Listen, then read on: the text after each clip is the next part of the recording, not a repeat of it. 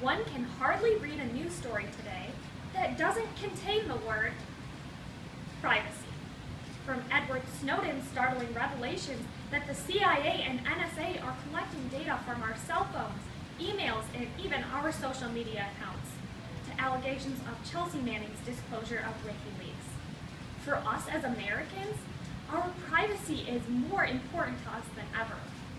However, recently, as if Snowden and Manning aren't intimidating enough, a new face has drawn the public eye, and she is printing theirs. Imagine walking through one of New York's most prestigious art galleries and stumbling upon a piece that looks oddly familiar because it's of your face. In her 2012 project, Stranger Visions, artist Heather Dewey Hagborg manipulates anonymous genetic material to depict faces of random New York residents.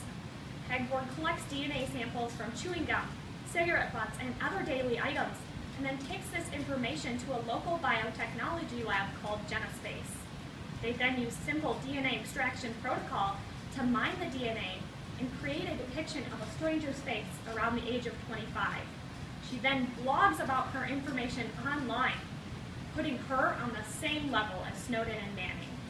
By doing this, Hagborg sets out to encourage others to think of their own privacy and how easily it could be taken away, sparking the research question in her attempt to question the boundaries of privacy. Does Heather Dewey Hagborg herself breach the boundaries of privacy? To answer this question, we will turn to communication scholar Sandra Petronio's 2002 treatise, Boundaries of Privacy, Dialects of Disclosure, which is an appropriate methodology because she addresses the rules of privacy management. So today, we will outline the campus of privacy in society through communication privacy management, then apply it directly to Heather Dewey Hagborg's art project, Stranger Visions, before finally drawing 3 critical implications to what Heather Dewey Hagborg herself calls a work in progress. First, discourse must kindle friction, creating tension. Petronio claims that the process of disclosure is inherently dialectical. In other words, people are pressured to both reveal information about themselves while simultaneously pressured to keep this information private.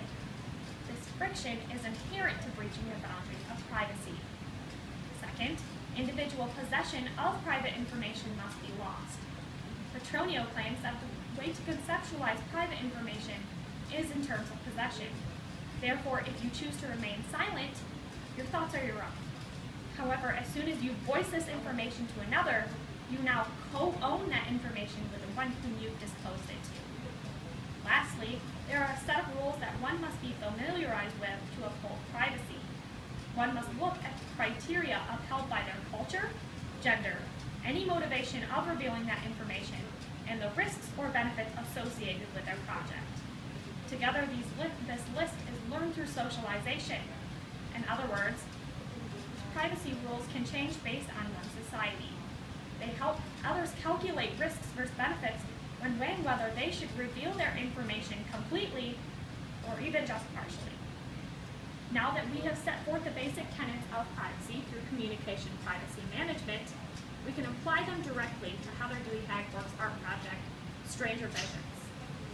First, Petronio Hagborg creates tension by removing the entire process of disclosure.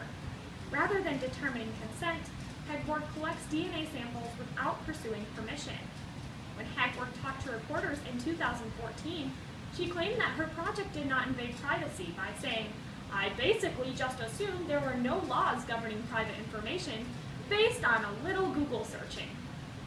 Though failing to use common sense is not technically a legal violation, it does succeed in aggravating the general public, thus fulfilling Petronio's first tenet by creating dialectical tension. Second, these individuals lose possession of their private information. According to the Boston Globe, in January of 2013, Hagborg develops a split ownership with these individuals over their genetic information by taking information that they have so carelessly left behind, whether it be chewing gum, cigarette butts, fingernail clippings, or even hair follicles. She then takes this information and manipulates it to cast what they look like into her art. These people are unable to avoid the disclosure of their genetic information, which ultimately develops a boundary turbulence and fulfills Petronio's second tenet. Lastly, Petronio is able to establish the rules of privacy by questioning the risks associated with her own project. These rules stress that the motivation behind revealing another's information should be used to help that person in question, rather than used for proving a point. In his 2014 surveillance critique, Hal Burgle of the University of Nevada complained that HeadWorks project is a moral hazard, which is an environment in which the benefits and risks are unequally distributed. One side is getting all the benefit, HeadWork, while the rest are getting all the risk, everybody else. Problems such as leaked data or even manipulation of her project could breach the boundaries of privacy, therefore fulfilling Petronio's final tenet. Today, we have established how Sandra Petronio's boundaries of privacy relates to Heather Dewey Hagborg's art project. Now, we can seek to answer our research question. In her attempt to question the boundaries of privacy, does Heather Dewey Hagborg herself breach the boundaries of privacy? And the answer is an obvious yes. Hagborg eliminates the consensual phase required to avoid a breach of privacy, and therefore oversteps the boundaries normally assumed in revealing private information. From this analysis, we can draw three critical social and rhetorical implications. First, Stranger Visions highlights the risk of genetic determinism. Since Heather Dewey Hagborg's art project creates dialogue through Petronio's dialectic disclosure, the idea that one's genes determine their characteristics or attributes is the idea of genetic determinism. Essentially, with more DNA, we can make more and more assumptions about the individual it belongs to. In the 2014 article of Health Communications, they stated that some DNA can actually predict future health.